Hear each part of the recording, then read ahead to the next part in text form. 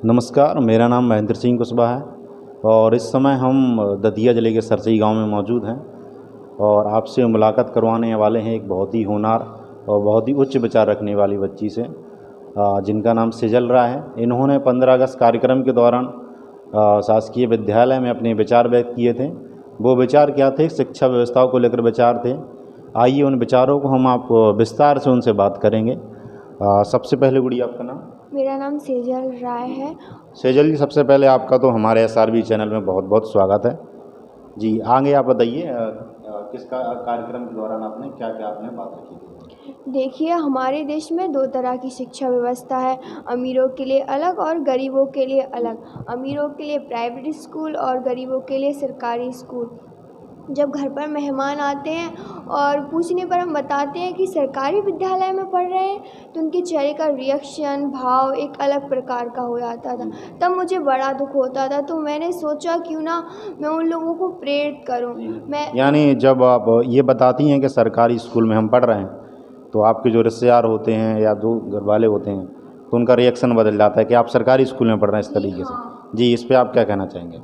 देखिए, ऐसा कुछ नहीं है। सब सोचते हैं कि सरकारी विद्यालय में कोई पढ़ाई नहीं होती, तो ऐसा कुछ नहीं है। शिक्षा का जो स्रोत है, शिक्षा जहाँ से आती है वो आदरणीय शिक्षक हैं। शिक्षा ऊंची ऊंची बिल्डिंगों से, बड़े बड़े गाइडों से या बस में सफ़र करने से शिक्षा नहीं आती। शिक्षा आती है शिक्षकों से। और वहाँ प्राइवेट स्कूल में पढ़ा रहे अध्यापक शिक्षकों को चेत करने की परीक्षा में असफल लोग होते हैं, जिन्हें मध्य प्रदेश सरकार ने या किसी भी सरकार ने शिक्षक बनने से इनकार कर दिया। वो सभी लोग पढ़ा रहे हैं और हमारा सौभाग्य कि हम ऐसे ट्रेंड टीचर पढ़ा रहे हैं जो आयोजित शिक्षकों को चेत करने की परीक्षा, जिसमें लाखों लोग भाग लेते हैं, उन लाखों लोगों में से चुने हुए शिक्षक हैं। मुझे गर्व होता है कि हम अच्छे हाथों में हैं। और मेरे पापा मुझे कभी कभी एक बात कहते हैं कि जितने भी IAS, IPS या सरकार के किसी भी उच्च पद के अधिकारी हैं, वो ज़्यादातर सरकारी विद्यालय में पढ़े हुए हैं, सरकारी विद्यालय से उत्तीर्ण हुए हैं। एक इंजीनियर, डॉक्टर, वकील, पुलिस, यहाँ तक कि इस विद्यालय में पढ़ा रहे शिक्षक भी अपने बच्चों को सरकारी विद्यालय में पढ़ाना नहीं चाहते। क्या कारण हो सकता है? इसका कारण है संसाधनों का अभाव। जी, कहने का मतलब ये है कि जो सरकारी स्कूल में जो संसाधन कम हैं, ये भी एक वजह है लोगों के सामने। तो संसाधनों की बहुत सारी कमी है। और एक बड़ी बात कही है सेजल जी ने कि जो शिक्षा होती है वो बड़ी बड़ी बिल्डिंग और बसों में सफ़र करने से नहीं आती है। शिक्षा का जो मुख्य स्रोत है वो शिक्षक हैं, जो कि अनुभवी हों और बहुत अच्छे प्रशिक्षित हों। जब ऐसे शिक्षक होंगे तो आप चाहे सरकारी स्कूल में पढ़ते होंगे, चाहे आप प्राइवेट स्कूल में पढ़ते होंगे, तो आप बखूबी आप अच्छा करेंगे। और इनका कहने का मतलब ये भी है कि जो प्राइवेट स्कूल में शिक्षक हैं वो बहुत ही वेल ट्रेंड नहीं कह सकते हम उसको सही तरीके से, क्योंकि जो सरकारी शिक्षक हैं वो एक उन्होंने परीक्षा पास की है और एक प्रोसेस के तहत वो उनकी नियुक्ति हुई है, तो वो बिल्कुल एकदम अनुभवी हैं।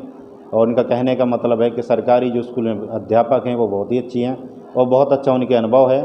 और सबसे बड़ी बात कहने का मतलब उनका ये भी रहा है कि आज तक जितने भी अधिकांश IAS, IPS हों या डॉक्टर, इंजीनियर हो, ज़्यादातर ये लोग सरकारी, इनकी जो प्राथमिक माध्यमिक शिक्षा ले लें तो ये सरकारी स्कूल से ही, मतलब विद्यालय से पढ़ते। स्कूल के बड़े अध्यापक, प्रधानाध्यापक हों और बिजनेसमैन हों, यदि वो भी अपने बच्चों को अगर सरकारी स्कूल में पढ़ाने लग जाएंगे तो स्वाभाविक बात है कि स्कूलों में भी बहुत अच्छी व्यवस्था, संसाधनों की ये भी व्यवस्था हो जाएगी।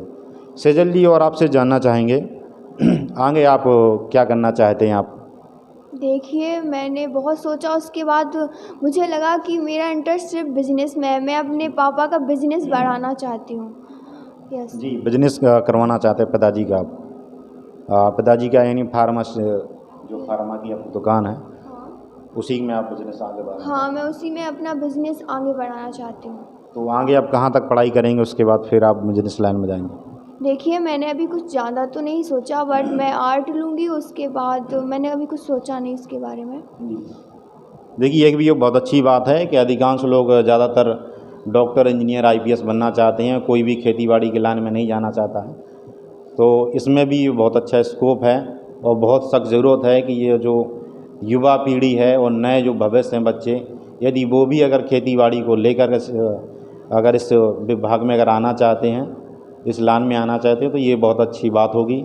और जब ऐसे ही समझदार उच्च विचार वाले लोग इस लाइन में आएंगे तो स्वाभाविक है कि किसानों की भी ज़िंदगी में खुशहाली आएगी। जी बहुत अच्छा।